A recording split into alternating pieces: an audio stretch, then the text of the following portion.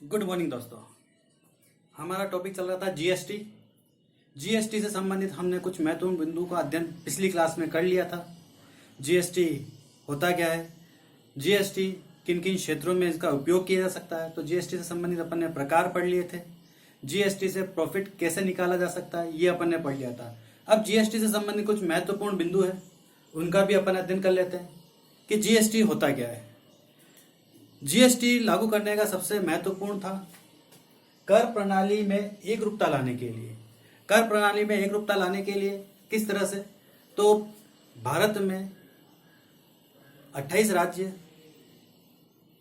और 9 केंद्र शासित प्रदेशों में बांटा गया है।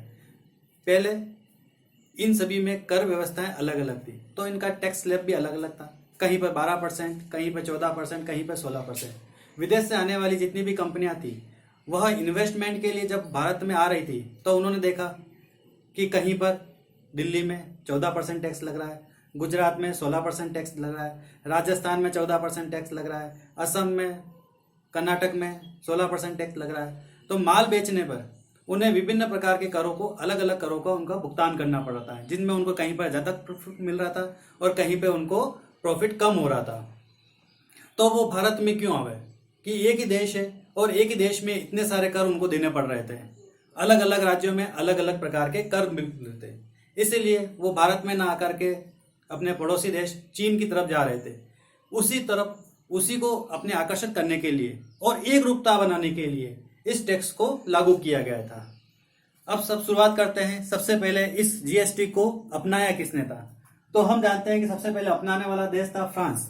1954 में सबसे पहले फ्रांस ने इस मॉडल को अपनाया था।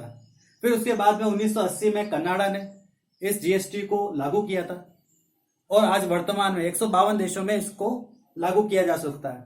तो भारत में किस मॉडल के तहत जीएसटी को अपनाया गया है, तो भारत में कनाडा मॉडल के तहत जीएसटी को अपनाया गया था। और इसकी सिफारिश करने वाले कौन थे, विजय केलकर समिति, जिसने इसकी सिफारिश की थी कि भारत में जीएसटी लागू होना चाहिए था। जीएसटी में कुल मिलाकर के 17 प्रकार के टैक्स शामिल किए गए हैं। 17 प्रकार के टैक्स को शामिल किया गया है। अब हर साल टैक्स भरना पड़ता है, रिटर्न करना पड़ता है। रिटर्न की चोरी करने पर 5 साल की सजा का प्रावधान रखा गया है। इसमें कितने प्रकार की सजा का, 5 साल की सजा का प्रावधान रखा गया था। इस जीएसटी का जब विधेयक पारित हो रहा था उस समय 8 सितंबर 2016 को राष्ट्रपति ने इस पे हस्ताक्षर किए थे। फिर हस्ताक्षर होने के बाद में फिर इसको लागू करने के लिए 1 जुलाई 2017 को इसको लागू कर दिया गया था और इसी दिन इसको जीएसटी के रूप में मनाया जा रहा था। अब जीएसटी के रूप में इसको हमने लागू तो कर दिया। सीजीएसटी, आईजीएसटी, यूटीजीएसटी और एसजीएसटी अपन ने पढ़ा था। उसी में आईजीएसटी एक प्रकार था जिसमें सबसे बड़ा समस्या आ रही थी कि 2 राज्यों के मध्य में अगर किसी भी प्रकार का व्यवहार होता है तो उसको किस तरह से उसका निर्धारण किया जाए, तो उसका 269A के तहत उसकी रूपरेखा तैयार की गई थी। अब आते हैं अपन जीएसटी में अध्यक्ष वित्त मंत्री होता है। जब ये जीएसटी का प्रोफार्मा बना था उस समय हमारे वित्त मंत्री थे अरुण जेटली। अब निर्मला सीतारमण इसकी अध्यक्ष बन गई।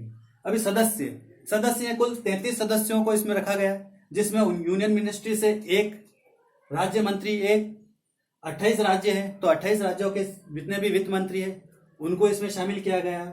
और केंद्र शासित प्रदेश में जिनमें जनसंख्या के आधार पर उनमें विधानसभाओं में 3 सदस्यों को शामिल किया गया, जिसमें दिल्ली, जम्मू कश्मीर और पांडिचेरी के 3 सदस्य शामिल होंगे।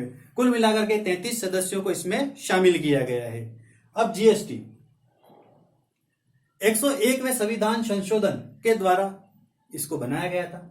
122वें संविधान संशोधन विधेयक बिल द्वारा इसका तैयार किया गया था और 279 एक्ट के तहत इसको क्या किया गया था, लागू किया गया था। अब आते हैं अपन इसमें जितने भी जब ये विधेयक बन रहा था तो इसके पक्ष में जितने भी वोट पड़े थे वो 333 वोट पड़े थे और विपक्ष में कुल 11 ही मत आए थे। तो इस तरह से भारी मतों के साथ में जीएसटी को भारत में लागू करने के लिए सिफारिश की गई थी। अब आते हैं अपन इसमें टैक्स स्लैब की तरफ। टैक्स स्लैब में इसको 5 भागों में बांटा गया है, जिसमें एक 0%, 5%, 12%, 18% और 28% के तहत इसको रखा गया है। हम जो दूध पीते हैं उसको 0% में रखा गया है। दूध की जब चाय बनाते हैं तो उसको 5% में रखा गया है, स्कूल से संबंधित चीजों को 12% में, मशीन से संबंधित चीजों को 18% में, ऑयल से संबंधित, और जो शौकिया तौर पे जो चीजें अपनाई जाती है जैसे परफ्यूम, कार, बाइसिकल, है ना, इस टाइप की जो शौकिया चीज पे हम रखते हैं उस पे 28% उसको टैक्स स्लैब में इंक्लूड किया गया था। ये सभी चीजें जीएसटी के रूप में हमने पढ़ी है। आज हम जीएसटी के इस महत्वपूर्ण चीजों के बारे में आज हमने इसका निष्कर्ष निकाला है। तो आज की क्लास हम यहीं एंड करते हैं। ओके, धन्यवाद। आपको अगर अच्छा लगा हो तो इसे लाइक कीजिए, सब्सक्राइब कीजिए और चैनल को आगे सेंड कीजिए। ओके।